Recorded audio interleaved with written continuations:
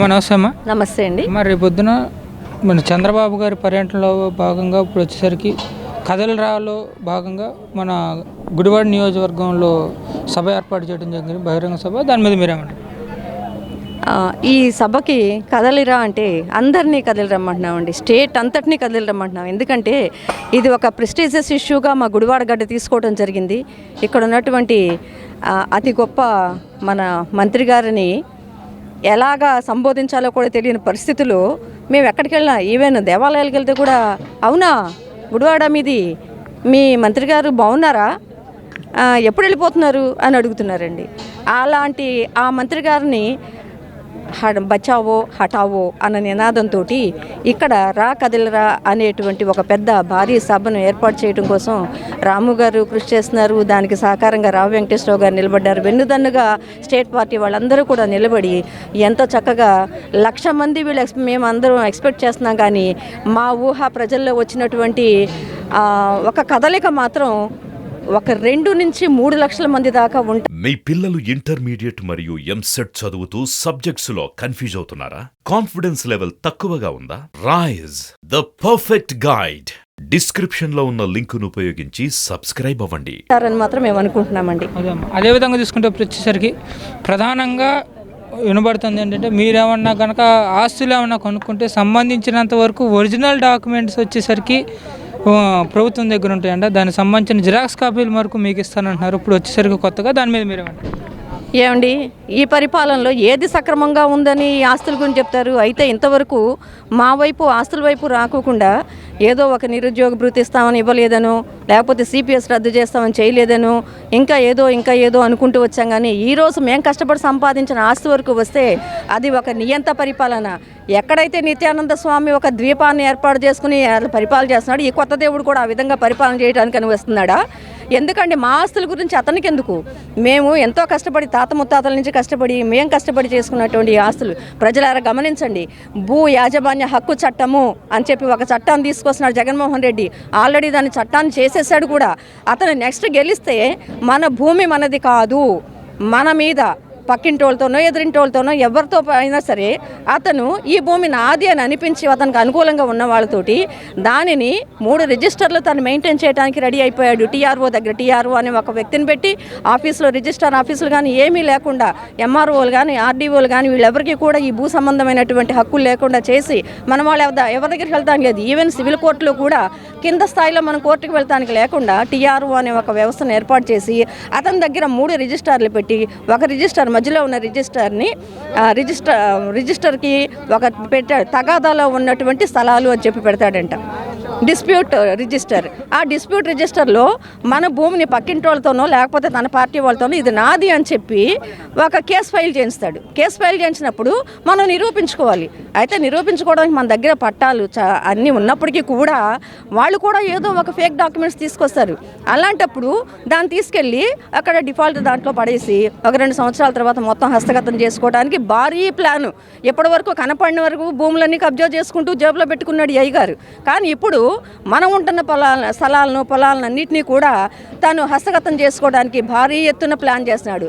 అందరూ గమనించండి, ఒక్క వ్యవసాయదారులు మాత్రమే కాదండి, ఇల్లు పొలము స్థలము ఎక్కడైతే ఏపీలో మనకి స్థలాలు కొనుక్కున్నామో ఇళ్ళున్నాయో ఎక్కడైతే మనకు పొలాలు ఉన్నాయో అవన్నీ కూడా ఈ చట్టం కిందకు వచ్చేస్తాయి. కాబట్టి అందరూ మేల్కోండి, ప్రజలంతా మేల్కోండి, దయచేసి వినండి. ఈ చట్టం గురించే ఇప్పుడు న్యాయవాదులందరూ పోరాడుతున్నారు. ఎందుకంటే మనకి డైరెక్ట్గా హైకోర్టుకు వెళ్ళాలంటే కూడా ఈ టీఆర్ఓ అనే వ్యక్తి నుంచి మాత్రమే మనం ఏదైనా పొందాలి. మనం పిల్లలకి ఈ ఆస్తిని మనం హక్కుగా ఇవ్వడానికి లేదు, మనం ఒక గిఫ్ట్గా ఇవ్వడానికి లేదు, ఏమీ లేదు. అన్నీ కూడా వాళ్ళ చేతిలో పెట్టుకుని రేపొద్దున మన పరిస్థితి ఏంటి? వాళ్ళ ముందుకు వెళ్ళి గంజి చెప్పు పుచ్చుకొని మనం నిలబడి అయ్యా బాంచన్ కాలు మొక్తాను నువ్వు గంజిపోయి మాకు అని అడగాల? మన ఆస్తులు అతను తీసుకోవడం ఏంటి అనేది ఆలోచించండి. ప్రతి ఒక్కళ్ళు దయచేసి ఆలోచించండి. ప్రతి ఒక్కళ్ళు కూడా ఈ చట్టం గురించి ఆలోచించండి. మిగిలిన ఫలాలన్నీ అవే వస్తాయి. మన చంద్రబాబు గారు వస్తే కనుక మీకు అన్నీ వస్తాయి. అమ్మఒడి కాదు, అంతకంటే బ్రహ్మాండంగా ఒక్క అమ్మఒడి కాదు, ఎంతమంది పిల్లలున్నా అంతమందికి ఇస్తానికి ఆయన సిద్ధపడుతున్నారు. ఇంకా ఎక్కడైనా సరే ఆడబిడ్డ నిధి కానివ్వండి, అలాగే అలాగే నిరుద్యోగ భృతి కానివ్వండి, అన్నీ కూడా మన చంద్రబాబు గారు మనకు తీసుకొస్తారు. ఈ భూ యాజమాన్య హక్కు చట్టాన్ని మాత్రం ప్రతి ఒక్కళ్ళు గుర్తుంచుకోండి, దయచేసి మేల్కోండి. ఎప్పటికైనా నిద్రపోతున్న ప్రతి ఆంధ్ర ప్రజ మేల్కొని ఈ దెబ్బతో కదిలిరా టీడీపీకి ఓటేసి చంద్రబాబు నాయుడిని సీఎం చేసుకుని మన ఆస్తులు మనం కాపాడుకుందాం, మన ఆస్తుల్ని మనం కాపాడుకుందాం. అది ఒక్కడే మేము చెప్తున్నామండి. దయచేసి మన ఆస్తుల్ని మనం కాపాడుకోవాలంటే మాత్రం వారు గద్దె దిగాలి, అంతవరకు మాత్రమే. అదేవిధంగా తీసుకుంటే ఇప్పుడు వచ్చారు 170 సీట్లు కోసం అని చెప్పి ఎమ్మెల్యేలు కూడా బదిలీ చేసే కార్యక్రమం చేపట్టారు. చాలా వరకు ఎమ్మెల్యేలు కూడా తెలుగుదేశంలో రావటం కోసం, తెలుగుదేశంలో ఇచ్చేయటం కోసం చాలామంది ఎమ్మెల్యేలు రెడీగా ఉండటం జరుగుతుంది. దాని మీద మీరేమంటారు? ఆడ్ మ్యాన్ అవుట్ అంటే చదువుకున్న మీ అందరికీ తెలిసి ఉండొచ్చు.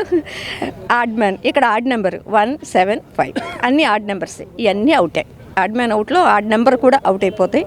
ఏమో 1 వస్తుందో 7 వస్తుందో 5 వస్తుందో సింగిల్ డిజిట్తోనే, అది సింగిల్ డిజిట్తో మాత్రమే ఉంటుంది. 175 మాత్రం రాకూడదు. వస్తే కనుక మన భవిష్యత్ అంధకారమే. అందుకు ప్రజలందరం కూడా సమాయత్తం అవుతున్నాము. కాబట్టి సింగిల్ డిజిట్కి కన్ఫర్మేషన్ చేయడానికి అందరూ కూడా సిద్ధంగా ఉన్నారు. కాబట్టి ఈ కదిలిరా సభకు వచ్చి బాబు గారు ఏం చెప్తున్నారు వినండి. దానికి ఆయన ఏం ప్రత్యామ్నాయ ఏర్పాట్లు చేసి మనందరికీ తోడుగా ఉంటానంటున్నారు కూడా అందరం విందాం. అదేవిధంగా తీసుకుంటే ఇప్పుడు వచ్చేసరికి చివరిగా జనసేన తెలుగుదేశం కలిపి ఉమ్మడి కార్యాచరణతో ఉమ్మడి మినీ మ్యానుఫ్యాక్చర్ ఒకటి తీసుకురావడం జరిగింది. అది ప్రజల్లోకి ఎంతవరకు వెళ్ళిందంటారు? దాని మీద ప్రభావం ఏమైనా ఉందంటారా?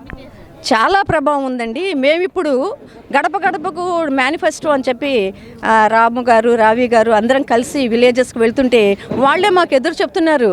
మాకందరికీ కూడా బాబు షూరిటీ భవిష్యత్ గ్యారంటీలో ఉన్న మేనిఫెస్టో మొత్తం మాకు తెలుసు.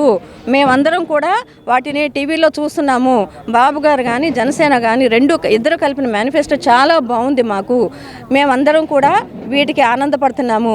ఈసారి మా ఓట్లు టీడీపీకే అని పక్కాగా ప్రతి ఒక్కళ్ళు చెప్పడం మాకు జరుగుతుందండి. మీరు టీడీపీకి వేయండి అని మేము చెప్పకముందు మేమంతా టీడీపీకి వేయడానికి మేము సిద్ధంగా ఉన్నాము, మీరు తీసుకోవడానికి సిద్ధమా అన్నట్లుంది వాళ్ళందరూ కూడా విలేజెస్లోనండి ఇప్పుడు ఇది జరుగుతుంది. కాబట్టి ఈసారి మాత్రం మేనిఫెస్టో మాత్రం నెంబర్ 1 మేనిఫెస్టో మీకు ఇందా చెప్పాను. ఎటు బయటకు వెళ్ళి విద్య లేని వాళ్ళు కానివ్వండి, విద్య ఉన్నప్పటికీ కూడా ఇప్పటికి ఏజ్ మారైపోయి జాబులు రాని వాళ్ళకి కానివ్వండి, 18 సంవత్సరాల నుండి 59 సంవత్సరాల మహిళలందరికీ కూడా వాళ్ళకి 1500 రూపాయలు నెలకి బాబు గారు ఆడబిడ్డ నిధి కింద ఇస్తానికి రెడీ అయిపోయారు. అలాగే కృష్ణా జిల్లా మొత్తానికి, మన జిల్లా మొత్తానికి కూడా ఫ్రీ బస్ పాస్లు ఇవ్వడం జరుగుతుంది. 3 గ్యాస్ సిలిండర్లు ఫ్రీ. ఇవాళ గ్యాస్ ధర ఎంత ఉంది, అక్కడ తగ్గిస్తాం ఇక్కడ తగ్గిస్తామని చెప్పి సెంట్రల్ గవర్నమెంట్ చెప్తుంది. అక్కడ తగ్గించడం అంటే గెలిస్తేనే తగ్గిస్తారా, గెలవకపోతే తగ్గించరా వీళ్ళు? కానీ మన బాబు గారు 3 బండలు ఫ్రీగా ఇస్తామని చెప్తున్నారు. అలాగే పెట్రోల్ ధరలు కూడా విపరీతంగా పెరిగిపోయిన పెట్రోల్ ధరలు కూడా ఏమండి, ఆడవాళ్ళు మగవాళ్ళు పిల్లలు అందరూ బాధపడుతున్నారండి ఈ ప్రభుత్వంలో. ప్రతి ఒక్కళ్ళు కూడా మళ్ళీ వాళ్ళు చెప్పుకునేటువంటి మారు మనసును మాత్రం పొందారు. ప్రతి ఒక్క సీటు కూడా ఇవాళ టగ్ ఆఫ్ వార్ అంటూ ఎక్కడా లేదండి. ఏకంగా సైకిలు కొట్టరా సైకిలు, చూడరా సైకిలు, కొట్టరా సైకిలు, చూడరా సైకిలు, కొట్టరా సైకిలు, ఇదే నినాదంతో ఉన్నారండి విలేజెస్లో అందరూ. ఇలాగా అన్ని విధాలుగా కూడా బాగుంది. ఆంధ్ర రాష్ట్రం అంతా ఒకవైపు అయితే ఆంధ్ర రాష్ట్రంలో గుడివాడ ఒక్కటే ఒకవైపు. అదే గుడివాడ గడ్డ తెలుగుదేశం అడ్డ ఖచ్చితంగా నిరూపిస్తాం. దానికి మేమే ఎవరైతే మహిళలు కన్నెర్ర చేస్తే ఏ పార్టీ అయినా దిగాల్సిందే, తల దించాల్సిందే. ఎందుకంటే ఈరోజు అమ్మఒడి వేసావు, నాన్న బుడ్డి కింద కాజేసావు, ఆటో వాళ్ళకి వేస్తున్నావు, తర్వాత వాళ్ళకి పాపం ఎంతెంత వేస్తున్నావో నీకే తెలియని పరిస్థితి. ఈరోజు అంత పెద్దవాళ్ళు అయినటువంటి చంద్రబాబు నాయుడు గారు, అలాగే జనసేన పార్టీ అధినేత అయినటువంటి పవన్ కళ్యాణ్ గారు ఈరోజు పొత్తుకి ఇద్దరూ కలిసి చేశారు అంటే అది కేవలం ప్రజల కోసం మాత్రమే, ఆ ప్రజలకి న్యాయం జరగటం కోసం మాత్రమే. కాబట్టి నేను మళ్ళీ చెప్తున్నాము, మేమే ఆడవాళ్ళమే మేము గద్దె దించడం గ్యారంటీ జగన్మోహన్ రెడ్డి. అదేవిధంగా గుడివాడ గడ్డ తెలుగుదేశం అడ్డ, ఇది రాసి పెట్టుకోండి.